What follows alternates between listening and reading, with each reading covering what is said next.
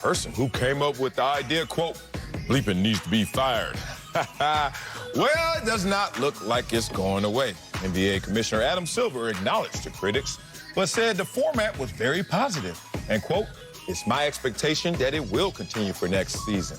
And LeBron, you can't fire me. All right, so Slick Rick is back, but Acho, is it smart for the NBA to continue the play-in tournament? Absolutely not, y'all. What did the play-in tournament grant us this year? A lack of Steph Curry? What did the play-in tournament grant us this year? Not being able to see the second oldest player to lead the NBA in scoring? Someone has to tell me what the play-in tournament did for us this year, because I see nothing.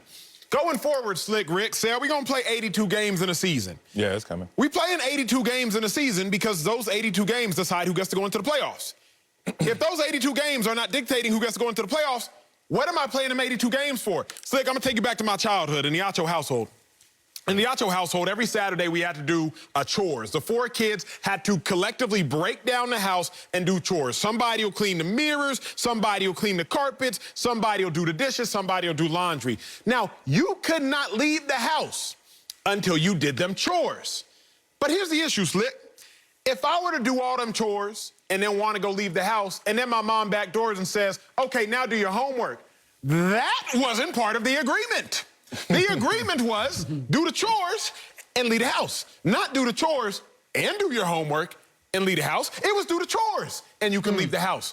The agreement has always been play the 82 games, see where you can fall, then you can go to the playoffs. Not play the 82 games and play in the bubble or play in the little in-play tournament game and then go to the playoffs. Doing too much. I'm not trying to see all that, Slick Rick.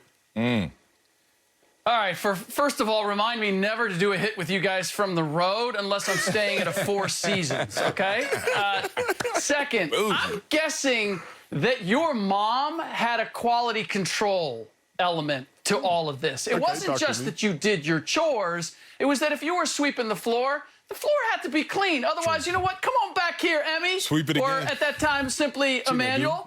Come back here and clean that floor. Or whatever it was, that dish is not clean. Let's do that again. That's true. That essentially is what the play-in game is. There is, or format, there is the opportunity to avoid the play-in. Be one of the top 6 teams in the division. It's not as if everybody's in the play-in tournament. It's just the bottom teams that weren't good enough to be in the top 6. This is no-brainer smart to continue with this because for the simple fact that the Warriors and the Lakers game, the Steph-LeBron game, was the highest-rated game on ESPN since 2019. You can look at every game in the playoff format, and it exceeded the normal numbers during the regular season. Even the Pacers-Charlotte blowout game was the highest-rated game since February 18th of the season, outside of the All-Star game. This is the entertainment business, and it was entertaining to the largest possible audiences. And you said we wouldn't have gotten Steph Curry or we would have gotten more Steph Curry if we hadn't had the play-in. But we would not have gotten Steph Curry versus LeBron James, and we might have gotten Steph Curry for 3 more games in an after-the-fact series against the Utah Jazz. The play-in format worked, and it delivered, and they have every reason to continue using it. Yeah, I'm a big fan of it, huge fan of it, especially this year. As you pointed out, all of the games that were more watched than a lot of games in the last 2 years. Talk about this year, the All-Star game and the Lakers-Mavs game, the only one to outrate that Lakers-Warriors play-in game. Think about that. I know I lost my voice rooting for that one just because everybody got caught up in this experience. And it's a smart play if you're Adam Silver to continue to support this. The extra spice it gives to your product, the more sizzle it gives to your substance of a product. Because this is really business 101. This is product management. If you guys ever heard of the term gamify, that's what they're doing to their product right now. This is how you gamify your product. Instead of 82 games or this year 72 games, you sit there and say, we're going to play those same 72 games, but for team number 7 through team number 10, you have a chance to get in the play-in. And everyone all of a sudden sees that carrot in front of them. And it's not just the viewers as we support it in the ratings. It's not just me and fan anticipation and energy. I'm not a Lakers fan. I'm not a Warriors fan, but I watched that game, and I watched it with passion.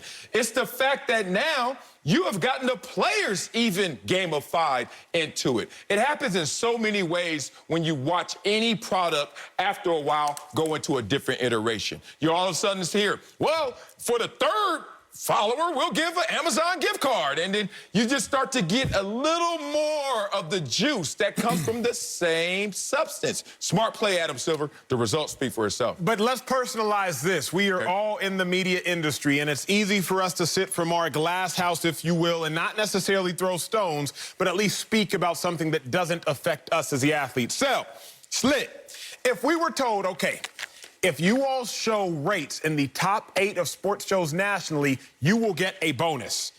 We'd be waiting on our bonus at the end of the year. However, if y'all rate somewhere between 6 or 8, now you have to compete against the bottom 3 shows, and whichever one rates in the top 1 or 2, now you'll get the bonus. I'd be like, hold on now. That's not what we agreed to.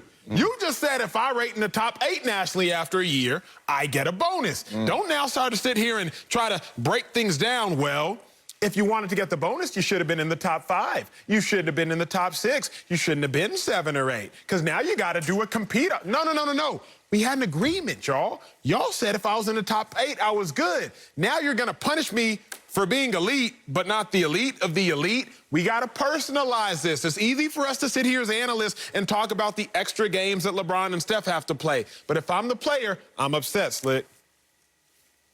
Okay, and I understand that from the player's perspective, and your analogy is almost there, but not quite. Yep. Because the real accurate analogy would be if all of these shows were with one network, if all of these shows were competing within itself, because here's the bottom line, is that we're all trying to generate the same money. So greater ratings in the format benefits all of us, and lesser ratings, on the other hand, hurts all of us as far as what the percentage of money that players are going to be able to make. Here's the other thing.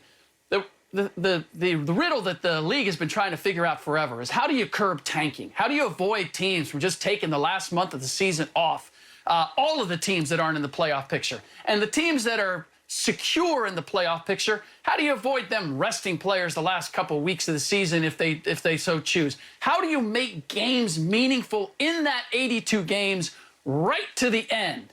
Well, no format, no vehicle has done that better than the play-in. It wasn't just that the play-in games drew attention, it was that all the games through April drew attention because they were meaningful for the first time. Here's the thing, Slick. You've made some phenomenal points, but in all honesty, Sal, this block and Slick, you've really challenged me and Marcellus in other ways because we clearly can be too mean. The last block with Bucky Brooks, we came on here and we were just discrediting his lighting, discrediting everything about his appearance and his aesthetics. And then Slick Rick comes in. It was fair. But clearly, Slick, we done scared you into putting on a tie. Because just 30 minutes ago, you came on this show without a tie, and then he hears us getting these jokes off Marcel. So he's like, oh, I got to go find a tie. I got to go find me a tie. I got to go find me a tie. I got to get me a tie on. Because I ain't got a tie on. They shoot. Slick, we nice. I promise. No. We nice. Actually, Acho, so here's the truth. I knew that first segment, when it came to the Suns and who was the better team, I knew I was going to have to wrestle with Marcellus, so I didn't have the tie. I figured with this one, we'd be all in agreement that the play-in format makes all the sense in the world, so I could dress it up a little bit. That's why I went the way that I went. Fair. Well, let me know if you going tieless, because I got to make sure I ain't got no competition for the best dressed in these streets. Taco meat included. Coming up, Aaron Rodgers said, we'll see about his Packers' future. We'll tell you if we're confident he starts week 1 for Green Bay. That's next. Speak for yourself. Don't go anywhere. Taco.